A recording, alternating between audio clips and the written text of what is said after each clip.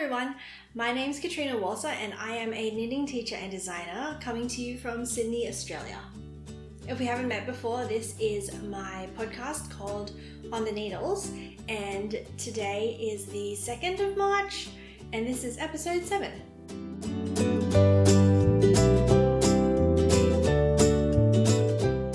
So before we begin, in the spirit of reconciliation, I'd like to acknowledge the traditional custodians of country throughout Australia and their connections to land, sea and community. I pay my respects to their elders, both past and present, and extend that respect to all Aboriginal and Torres Strait Islander people today.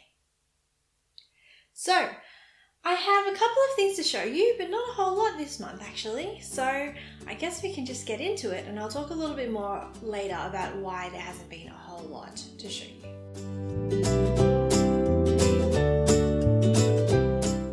So the first section is on the needles, which is where I show you all of my whips and FOs, and we only have 3 today. So, the first FO that I have is actually a project that I'm not allowed to share. So I've mentioned this before, but if you're new here, as a designer, I work both for myself and for some third-party publishers who are like magazines and yarn companies and things. And when you work with those companies, there's quite a long lead time between when you make and design an item and when it's actually released. And during that period, I'm not actually allowed to show any of it to you. So I can say that it's a summer top and it's going to be published sometime in June or July. So it is for a company in the Northern Hemisphere, which is why it's being released in June or July.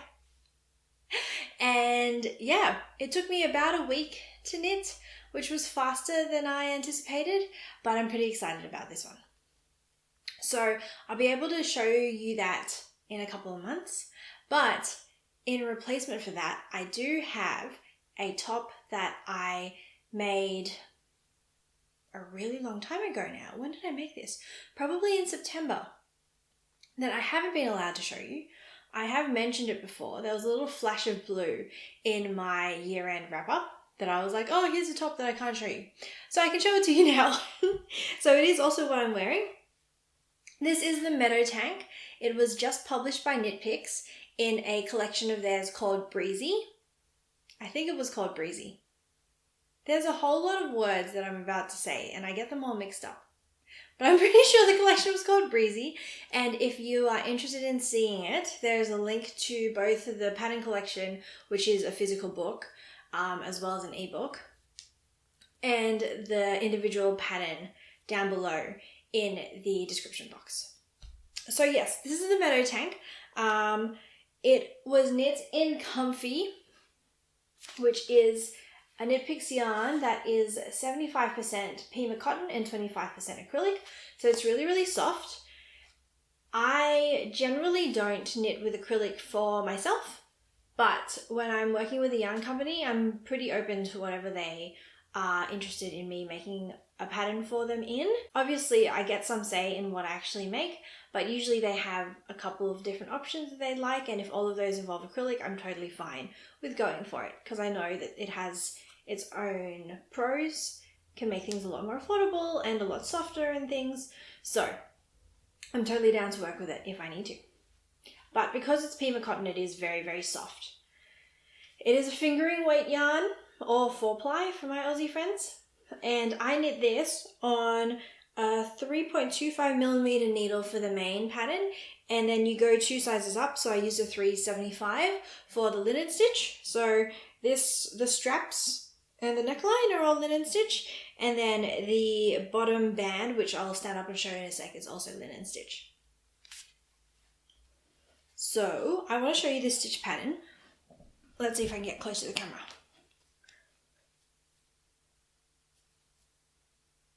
So I'm quite proud of this one because usually with stitch patterns, I get a lot of my designs and patterns out of stitch dictionaries. If you haven't seen a stitch dictionary before, it's basically a book full of small snippets of patterns that just instruct you how to knit a square, essentially, of a particular stitch. And as a designer, you can take those patterns and adapt them into your design.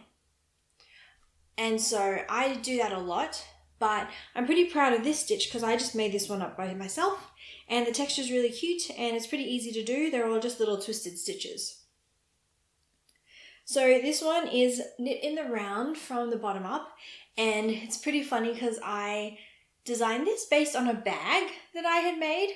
So Adventurers Out There is a bag, like a tote bag, that I published with Knit Crate about 1.5 years ago.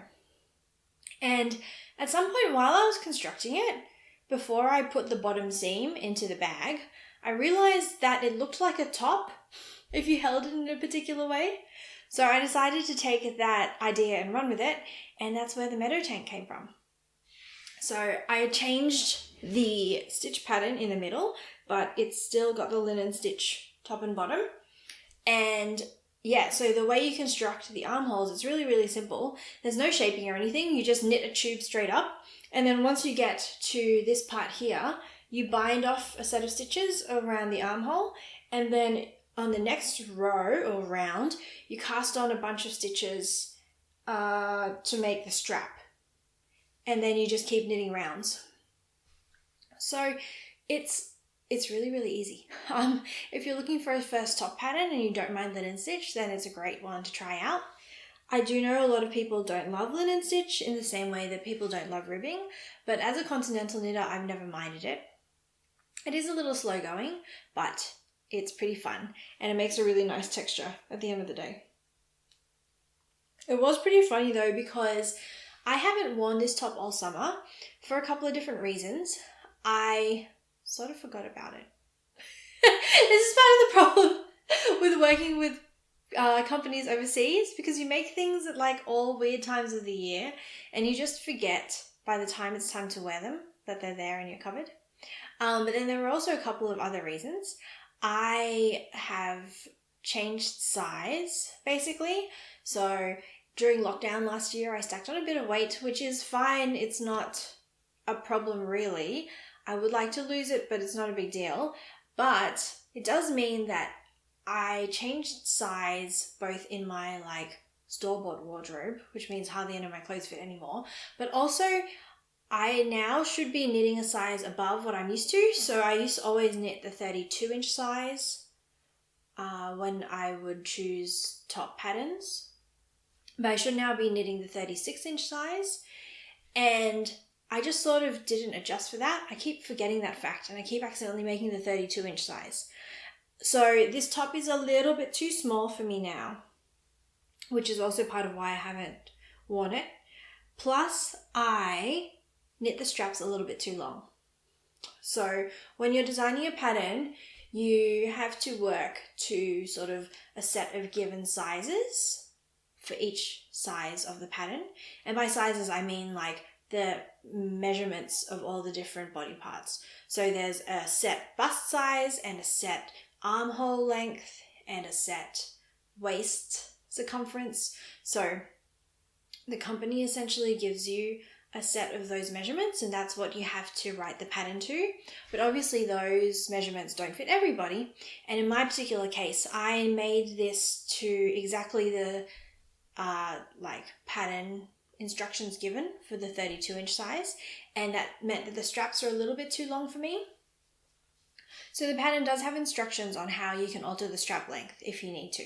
So I followed those, and I undid the top strap section, and then I re-knit the straps to be a little bit shorter, and I finally did that yesterday because it had been sitting in my cupboard for a while just waiting to be worn, and I figured it was time to actually wear it.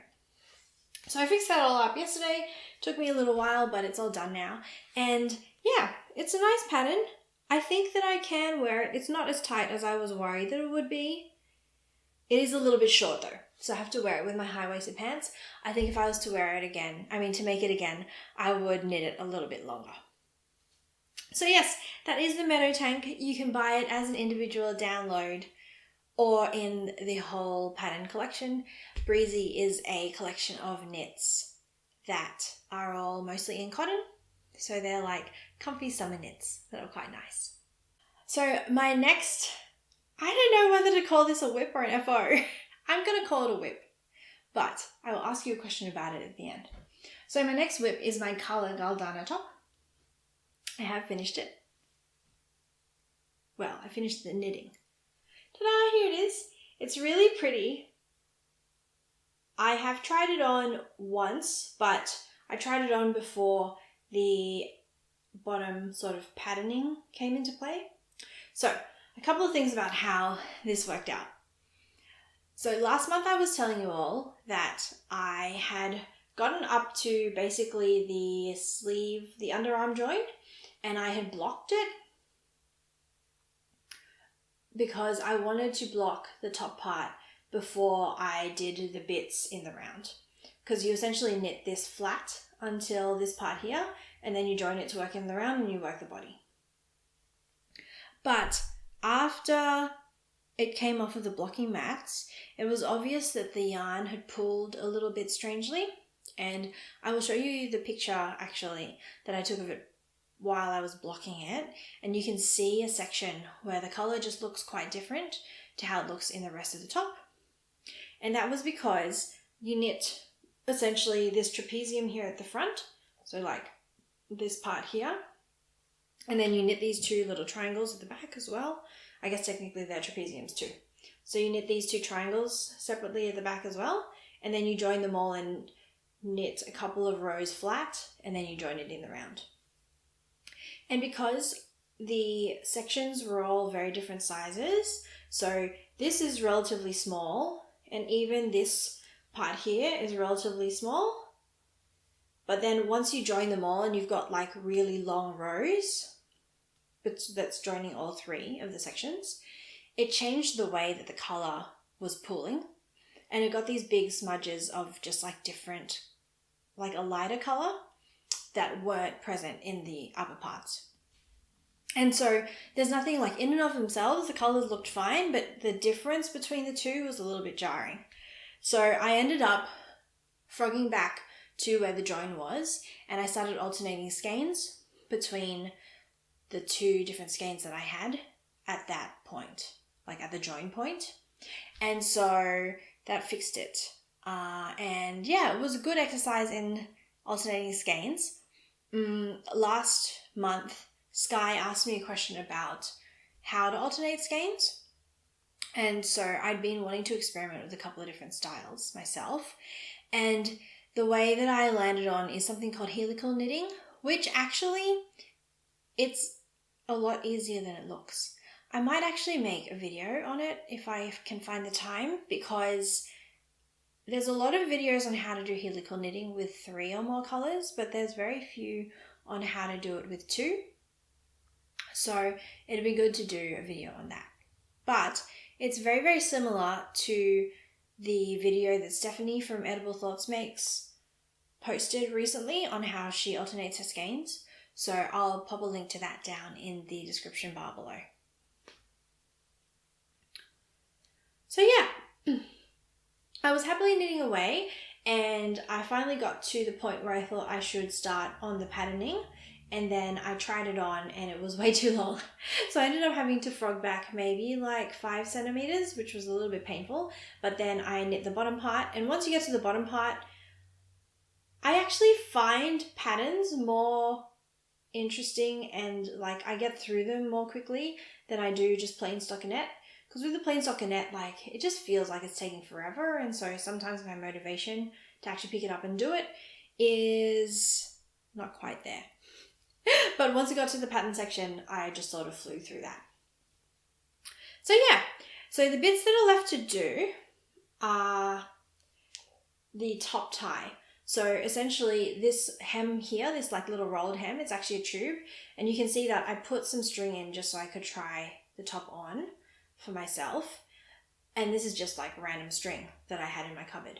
But what you actually do is you make a really long braid, so you plait some of your yarn together to make a braid, and then you use that to tie together the top and the 2 back halves. So the backs also have this tube, so you run the tie all the way through the 3 sections, and then you tie it up at the back. So I'm actually going to be using this navy color for the tie because I thought it would make a nice contrast. So this yarn here has little pops of navy in it, so I thought that would go really nicely. And after I've done that and I've weaved in all my ends, I should be done. So I don't know what this yarn is actually. Let's see. I do try and keep notes inside the ball. This is Shashamaya Regia, which is a sock yarn that I used this for my niece's Bluey toy a couple of years ago. And the main yarn that I was using is Ash and Eve Designs. It's her sock base. I can never remember the name. I will pop it here on the screen. So the question that I have for all of you is, would you call this an FO or a whip? Because I never know when I should be calling things whips and when they should be counted as finished. I mean, by should, I just mean like what I think of in my head. So I'm pretty sure in my head, I count it as done when like everything's done. When it's been blocked and the ends have been weaved in and anything that needs to be seamed is seamed. But I'd be curious to know if there's anyone who counts things as a finished object as soon as the actual knitting is done, because I feel like that's an interesting point of difference. And if you're curious, this was knit on a 325mm needle, I think. But I'll pop a link to my Ravelry project down below if that's something that you would find useful and accessible. So the last whip that I have is my 4-way stop blanket. So I finally cast this on, and I do actually have something to show you for once. I know last month I said that I was starting it, but I hadn't actually started it yet. So this is the blanket. This is where I'm up to. I really love these colours. So this is in Bend & Go Woolen Mills 10-ply cotton. It doesn't look like much right now, but essentially this cast on line here is the diagonal, and I'm knitting to a point. And then I'll pick up these stitches here along the cast on and knit towards the other point. So it's hard to show what it actually looks like, but because the stitches are a bit squished down the bottom, but essentially this part down here is quite long and then it's going up into a triangle. So I'm really enjoying this knit. It's mostly stockinette here in the center bits, but it's fun because you do a bunch of short rows and some seed stitch here on the edges, and then you change colors in the middle. So there's still something interesting going on every row. I am having some issues with my tension with the intarsia. If you can see there in the middle, the stitches are quite visibly different. It's just because I don't knit a lot of intarsia. So if anyone has any tips on how to keep that join neat, I would love to hear them. So the colours in this are, I think this one's called Golden Glow or Golden Hour, and I love this colour. It's gorgeous. It was a new colour they added, I think, to their lineup last year. And so it was really good because they used to only have one yellow and now they have two, which was perfect for the blanket. So, and then this one's called Latte, I think. And then the other two that are going to be the other half of the blanket are, I think this one's Daffodil and this one's Parchment. So it's going to look like that. I have gotten the pattern tech edited. Oh wow, I couldn't say that word. Tech edited. It's really interesting actually because I've worked with tech editors before for my patterns that I've published through third parties, but I've never done it for my own patterns. But I had a lovely woman named Sylvia reach out. She's a new tech editor and she was looking for some experience, and she was asking if I wanted her to edit some patterns for me. Yes, I think I constructed that sentence correctly. And so I thought that would be perfect because I'm just about to release this.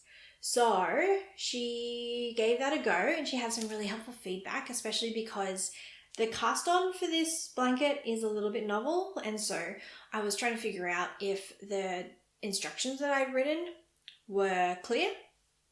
And so she was really helpful with that. So thank you very much, Sylvia. And if anyone's looking for a tech editor, she was great and I would highly recommend her. So I'll put a link down to all of her stuff into the description box. So I'm going to be releasing this at the end of the month. I'm saying it now to try and hold myself to it. You all better hold me to it. But I'll be releasing this at the end of the month. I have one person lined up to test already. So the lovely Crystal from Crystal Knits saw me making this and was really keen to test it. She's already bought her yarn. But if anyone else is interested in testing, I will be sending an email out to call for testers hopefully tomorrow. So please sign up to my newsletter if you'd be interested in testing, and I will send out an email over the weekend at the latest.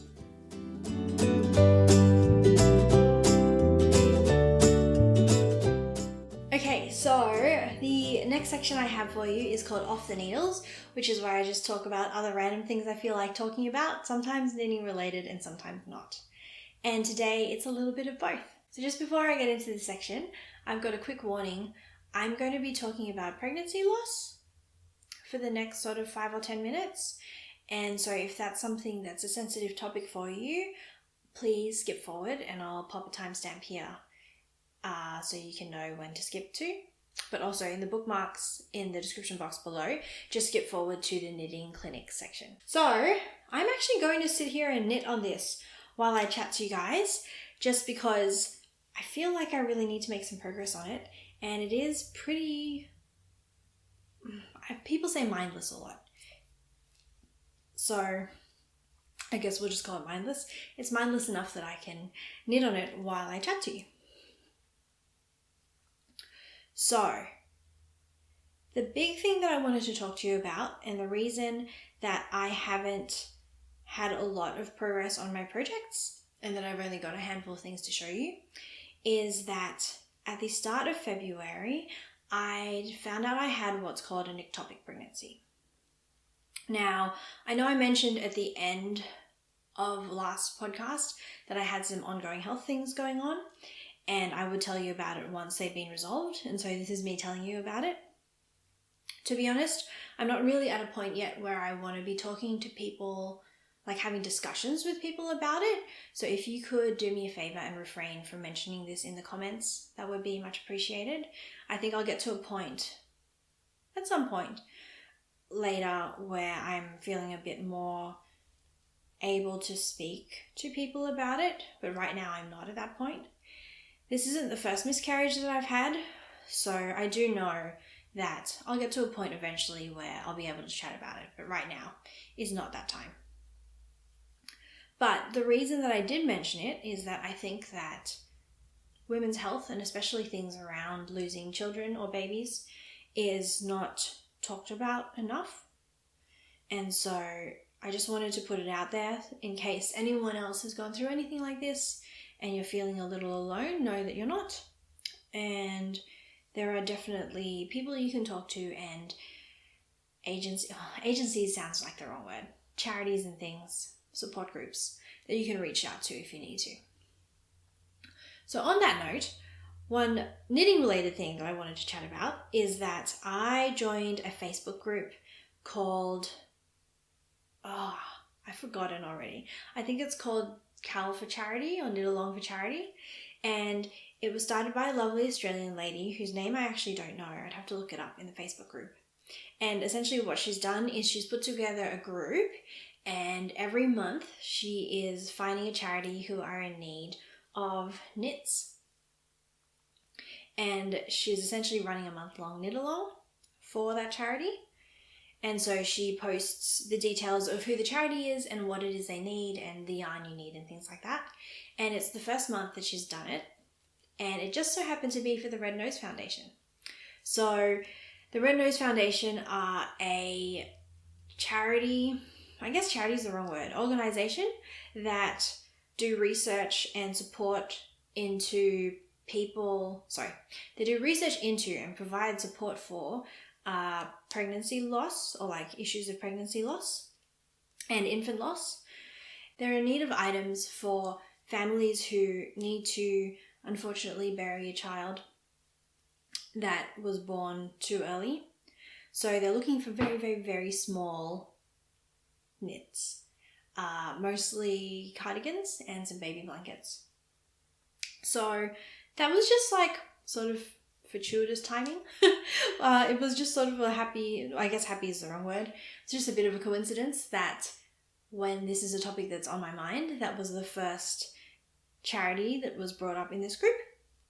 So I'm aiming to make quite a few of the little cardigans. I have some spare yarn that's appropriate for it, and they are so small that I can probably plow through a couple in the next week or so. So I'll probably give that a shot. If anyone is interested in joining in and you are based in Australia, I'll pop a link to the Facebook group down in the description box below. So yeah, that's what's been on my mind in the last month or so. It's been a pretty big part of what I've been thinking about, unfortunately. But hopefully the next couple of months can look up a little bit and there won't be any more weird lingering health issues.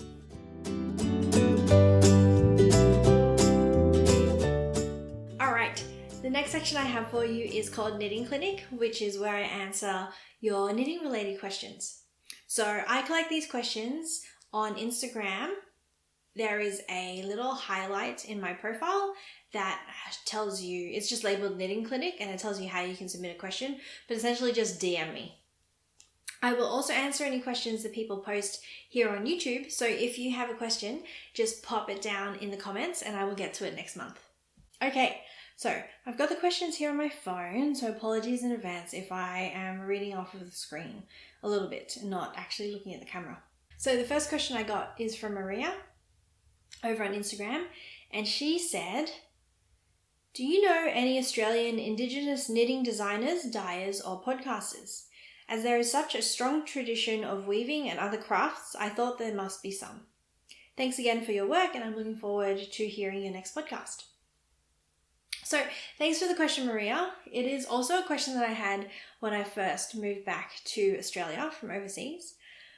It took a little bit of research. It's not the easiest topic to find answers on, but I haven't found any dyers or knitters, but I found 2 crochet fiber artists on Instagram, and they both have Etsy stores. So if you'd like to go support them, you can buy some jewelry from their shops. So the first shop that I found and first Instagram account that I found is called Mum Pina's Dreaming, and Pina is a fiber artist on Waka Waka country. I probably am pronouncing that wrong, and I'd be really curious to find a map of Australia and see exactly where that is, because I don't know off the top of my head. But she's an incredible crochet artist, and she makes a lot of different bikini items and hats and things and a little bit of jewelry, and she posts them all on her Etsy store. This is her Instagram feed here, and I'll put a link to her Etsy store down below as well. And Pina was really helpful, and she helped me find another Instagram account that I hadn't seen before. So Marring Maid is another crochet artist. She is based on Wurundjeri country, which again, I'd have to look up a map to see where that is. But she makes a lot of jewelry and some coasters and things, and they're really gorgeous. And if you would like to see her work, this is her Instagram feed here. And also she has an Etsy store. She's got these really cute pastel colored earrings that I really love. And she's got a lot of other earrings and things in Aboriginal colors. So yeah, those are the 2 fiber artists that I found on Instagram so far who are Indigenous. If anyone has any other suggestions or other people I and Maria can follow and support, I'd love to see any links down below in the comments. So please let me know if there's anyone you think I should be following. The second question that I have is from Sky, and Sky asked, what project would best suit a single ply yarn? I have a beautiful skein and I know the answer is not socks. Yes, Sky, the answer is not socks. So for anyone who doesn't know, single ply yarn, okay, this gets a little confusing, especially in Australia, because we call our yarn weights ply. So let me go on a small diversion here. I need to grab some yarn for you. Okay, so these are both 12 ply yarns. In Australia, we call them 12 ply, and that's the weight or the thickness of an individual strand. Overseas, I think in the US, they would call this bulky, and I think in the UK, they call it chunky. But we call it 12 ply. Now, the other meaning of ply, which is what they use overseas because they don't call their weights plies, is how many strands the yarn is made up of. So if you look at this yarn here, I'm not sure if this is going to show up on the camera, but if I untwist this, there's 3 or 4, there's 3 different strands that are twisted together to make this yarn.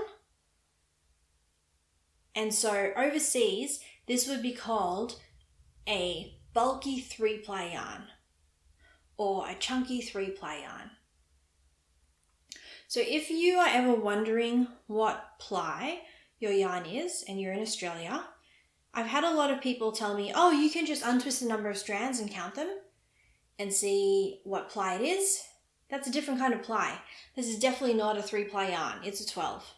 You can see that just by how thick it is. So this is a 12-ply 3-ply yarn. This here is a 12-ply single-ply yarn. So single-ply is when it's just one thick strand of yarn. Now, the reason that Sky is asking what her single-ply yarn would be appropriate for is that single-ply yarn has different properties to multiple-plied yarns. And the main difference is that it's a lot fluffier, which gives a fun, like really sort of ethereal looking texture to your knits because everything's very like fluffy. But it does mean it has a little less structural integrity, and so it pills a lot more easily. So it's not appropriate for items that are undergoing a lot of friction, like socks. So Sky was specifically asking about a 4-ply single-ply yarn that she has. She sent me a photo of it, and it's beautiful. It looks lovely, and these colors are just gorgeous. But I definitely don't think you should use it for socks. I think that for a single skein of 4-ply yarn, you're best off making a beanie or finding a second skein of yarn in a color that you like and making like a shawl. So I think single-ply yarn is best suited towards accessories because they aren't undergoing a lot of friction. I have pretty successfully made garments in single-ply yarn before, but you have to be careful. Maybe careful is the wrong word. You just have to maintain them a little bit more. So I've made a jumper out of single-ply yarn, and the underarms, where that's like the highest friction area, I think, of your body when you're talking about jumpers. So the underarms and also the like lower back where you sit, where it like rubs against chairs, those can take a bit more maintenance because the yarn starts to peel and sort of felt. So you have to get in there with a yarn shaver of some description to just get the pills off. But Sky, seeing as you're talking about a single skein, I would definitely recommend a beanie, especially in a colour like that. It looks gorgeous. That's all the questions that I have for Knitting Clinic. And like I mentioned earlier, if you have a question you want to ask, feel free to just drop it in the comments down here or go find me on Instagram. I'm at Oliphant. So the last section I have for you is what's next, and this is just where I talk a little bit about what's happening in the coming month.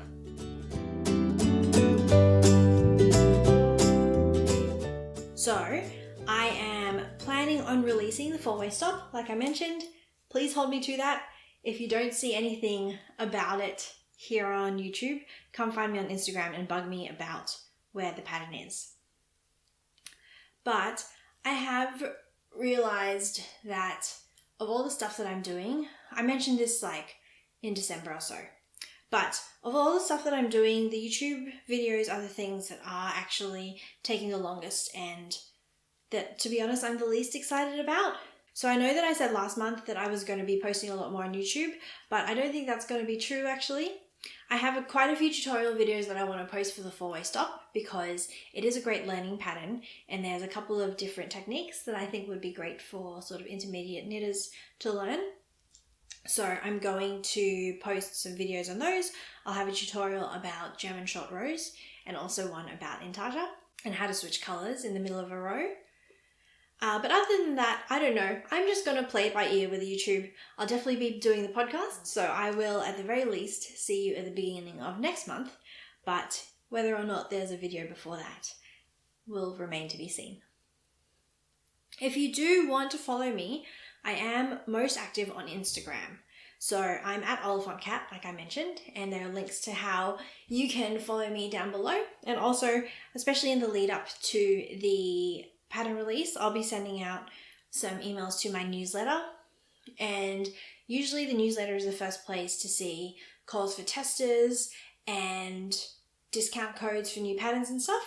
So definitely go check that out and sign up if you would like to follow along and hear a little bit more from me between podcast episodes. And yeah, that's basically all I've got, really. I have quite a few exciting things in the pipeline for various bits and pieces of work that I'm doing, but most of them are tech editing related, which I don't talk a lot about here because it's a little bit hard to explain and it's more for designers than for knitters. But if you are a designer or a budding designer and you'd ever like some help or just some advice, please come find me because I'd love to chat to you, and I really like talking to new designers and helping them get started. So that's basically all there is for me this month. It was really nice chatting with you. It's nice to have a slightly shorter episode once in a while, I think. If you are new here, please feel free to subscribe if you'd like to see more from me. And there is also a whole backlog of podcast episodes and other sorts of videos on my channel. So if you'd like to subscribe, the subscribe button is right here. And if you would like to see the older podcast episodes, they are all right there. And other than that, I will see you next month. Happy knitting!